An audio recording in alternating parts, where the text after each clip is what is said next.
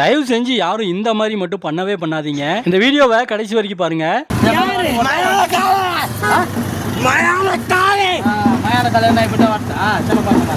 காஞ்சிபுரம்ல நடந்த மயான கொலையில ஒருத்தர் காளி வேஷம் போட்டுக்கிறாரு. பயங்கர ஆக்ரோஷமா சாமியாடின அவரை 4 பேர் 5 பேர் சேர்ந்து புடிச்சுக்கிட்டே வர்றாங்க. இவரு பயங்கரமா சாமியாடுறத பார்த்துட்டு மேலம் வாசிக்கிறவரு திடீர்னு வந்து நெஞ்சில கை வச்சு தடுத்து நிறுத்துறாரு. தடுத்து நிறுத்திட்டு சாமியாடுறவரை பார்த்து என்ன சொல்றாருன்னு பாருங்க. அவர் கேட்குற விதமே சுத்தமா சரியில்லை. கடைசியா மயான கலினா பெரிய இதா அப்படிங்கிற மாதிரி கேட்பாரு.